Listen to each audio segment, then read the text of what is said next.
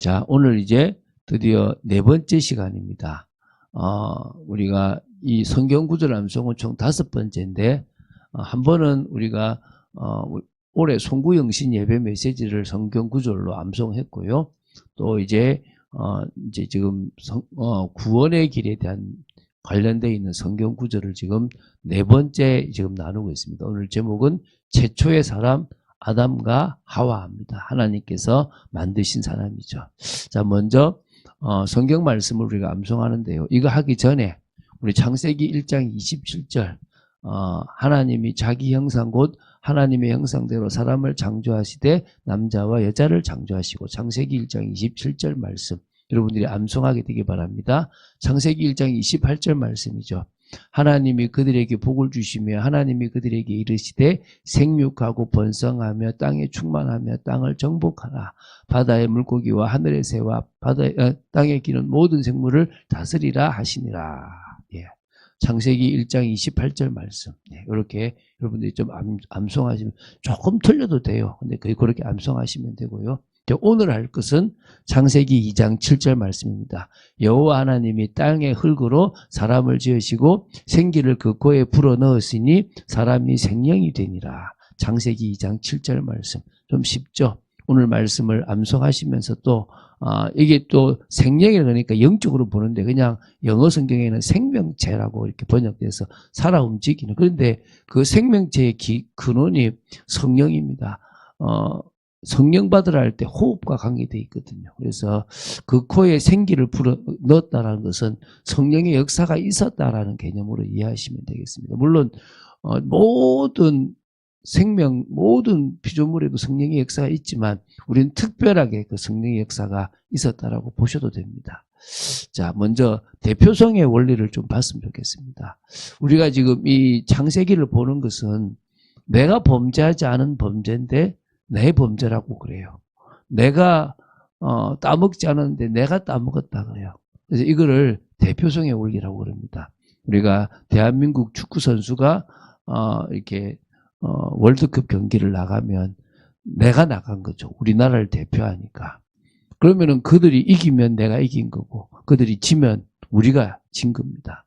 또 국회의원도 대표성의 원리가 있는 거죠. 그죠? 그처럼 이 아담과 하와가 모든 사람, 인류 전체의 대표라고 보시면 됩니다.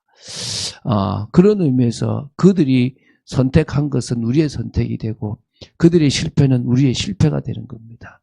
그래서 결국 그 한 사람 때문에 모든 이 세상에 죄가 들어왔다고 로마서 5장에 말씀하고 있고, 한 사람 예수님의 은혜가 결국 모든 사람에게 은혜가 임하게 되는 기회가 됐다 그랬습니다. 그래서 하나님은 아담과 언약을 맺었습니다.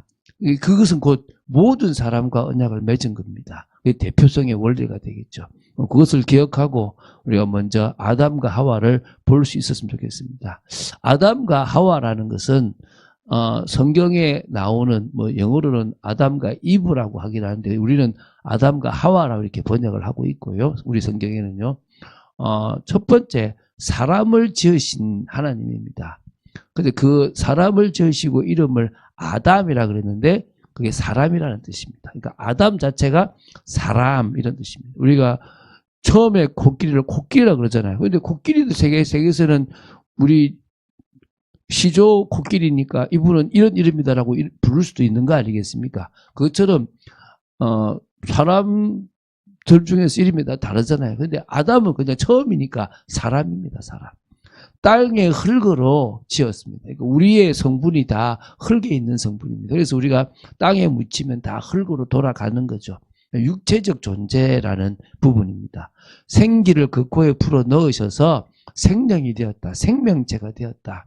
그 말은 살아 움직이는, 육체는 사실 죽은 거잖아요. 근데 거기에다가 생명을 불어 넣으니까, 생기를 불어 넣으니까 살아 움직이는 것이 됐어요. 근데 그 살아 움직이는데 조금 다르게 하나님의 형상을 가진 존재라는 것도 기억해야 되겠죠.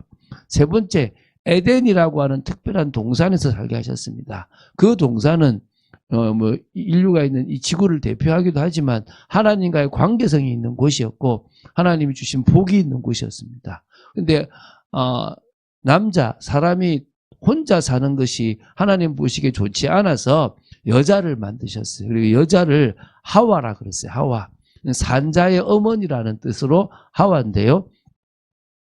아담의 갈빗대를 취하여 만들었습니다. 그래서 해석이 많죠. 머리도 아니고 발도 아니고 가슴은 동등되다, 사랑해라 뭐 이런 입장이 많다는데 뭐 하나님의 뜻은 다양하겠죠.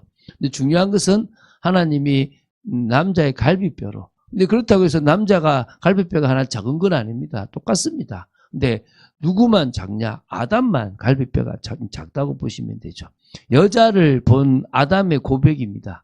내 뼈 중에 뼈요, 살 중에 살이다라고 얘기를 합니다. 그래서 아담이 하와를 아내로 맞이합니다. 그래서 하와라고 부르게 된 거, 이브라고 부르게 된 게 산자의 어머니다. 살아있는 모든 자의 어머니가 된다는 거죠.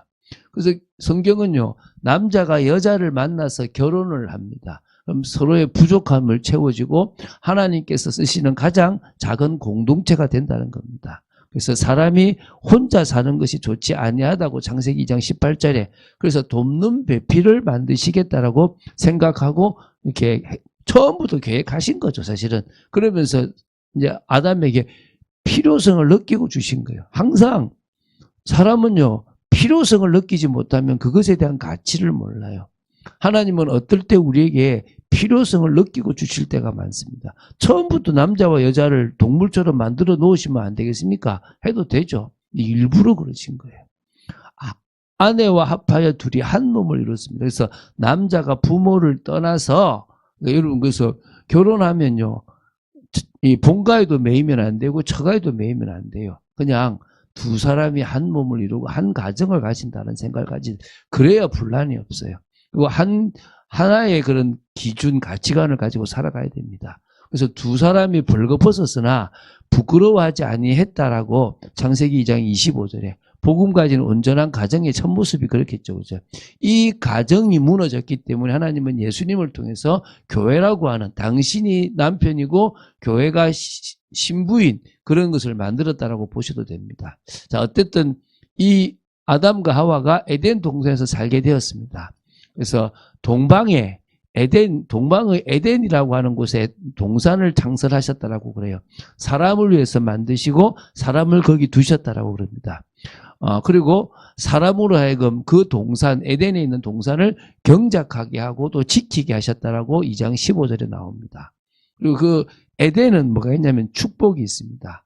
보기에 아름답고 먹기에 좋은 나무들로 가득하다라고 창세기 2장 9절에 나옵니다. 그 동산 중앙에 생명나무와 선악을 알게 하는 나무가 딱 있습니다. 선악을 알게 하는 나무의 언약을 지키면 생명나무를 먹을 수 있는 거예요. 영원한 생명을.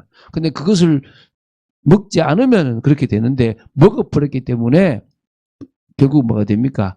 이 생명나무를 뒤늦게 예수님을 통해서 먹을 수 있게 만들어 놓은 거죠. 그래서 선악과 나무를 먹지 않았을 경우에 우리는 바로 생명나무를 먹을 수 있게 되어져 있는 거죠.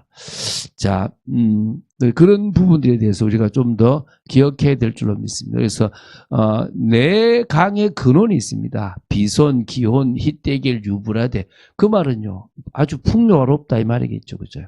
네 번째, 에덴의 축복을 누리기 위한 언약이 아까 말씀드렸던 것처럼 선악을 알게 하는 나무의 열매는 먹지 마라. 먹는 날에는 반드시 죽는다. 이것은 인간을 제약시키려고 한 게 아니라 인간을 자유롭게 하기 위한 겁니다. 인간을 사랑하신 하나님께서 인간에게 피조물로서 가장 안전한 장치를 만들어 놓으신 거고 선과 악을 제대로 구분할 수 없고 구분한다 하더라도 넘어질 수 있는 존재이기 때문에 불완전한 존재이기 때문에 하나님의 선악의 기준으로 살라고 하신 거라고 보시면 됩니다. 다른 해석은 하지 마세요. 그건 다 틀린 겁니다.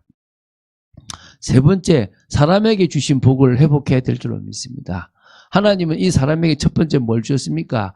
안식을 주셨습니다. 제7일에 안식하셨죠. 근데 이것은 이제 우리는 그리스도 안에서 참 안식을 누릴 수가 있다라고 보시면 됩니다. 두 번째, 에덴의 복입니다. 에덴은 풍요롭고 일도 하고 충분히 있죠. 그 말은 그리스도 안에서 주시는 참 형통함과 어떤 전문성과 응답이고 하나님 주시는 사실적인 역사죠, 그죠? 세 번째, 가정입니다. 그리스도 안에서 누리는 참 행복입니다. 저는요, 제가 교회 일을 하면서 가정 중심으로 하지 않습니다. 그 말은 저는 주님 앞에서 합니다. 근데 여러분들은 어떤 의미에서는요, 목회자의 가정을 챙겨야 됩니다.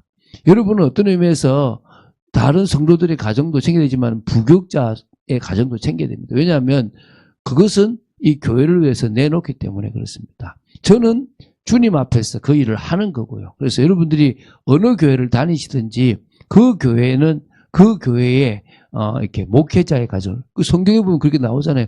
우리가 전적 사역자가 되기 때문에 그렇습니다. 그러면 여러분들의 가정이 안정을 찾고 복을 받습니다. 그게 하나님이 만들어 놓은 질서입니다. 그래서 그런 부분들을 기억하시고 또 인도받았으면 좋겠습니다. 자, 마지막 결론입니다. 나의 현장에서 대표성의 원리입니다. 이게 어떤 개념이냐 그러면 결국은 인류 전체의 아담과 하와가 대표였다면 이제 나의 현장에서 내가 대표가 되는 겁니다. 하나님이 나한테 그 모든 것들에 대한 권한을 허락하셨다라고 보셔도 됩니다. 그런 의미에서 우리는 되게 중요한 사람이고 우리의 선택이 결국은 저주를 부를 수도 있고 복을 부를 수도 있고 엄청난 응답을 부를 수도 있다는 것입니다. 그런 의미에서 되게 중요하게 결정하시고 인도받는 여러분 되시기를 바랍니다. 자, 또 우리가 오늘 암송해야 되겠죠. 창세기 2장 17절 말씀, 창세기 2장 7절 말씀. 여호와 하나님이 땅에 흙으로 사람을 지으시고 생기를 그 코에 불어 넣으시니 사람이 생명이 되니라. 창세기 2장 7절 말씀. 오늘 이 말씀을 이제 우리가 암송하면서 또 묵상하면서 이번 주간에 이 말씀에 대한 의미들을 계속 나눠가는 그런 시간 되기를 이름으로 축원드립니다. 주는 그리스도시요 살아계신 하나님의 아들이심을 고백합니다. 말씀 따라가는 축복 속에 있도록 지켜주시고 아버지 하나님의 계획 속에서 참 역사를 보는 시간 되도록 지켜주시기를 간절히 소원합니다. 성령으로 이끌어주시고 역사하여 주시고 하나님의 뜻을 이루는 복된 삶을 살아가도록 지켜주시기를 간절히 소원합니다. 아버지, 저희들이 온전한 사람의 축복을 누리고 또 하나님께서 아담과 하와를 만드신 이유, 우리의 가정이 복된 가정이 되기 위해서 어떤 응답과 어떤 인도를 받아야 되는지를 기억하고 또 응답 누리는 저희들 되도록 지켜주시옵소서. 주 예수 그리스도 이름으로 기도드립니다. 아멘.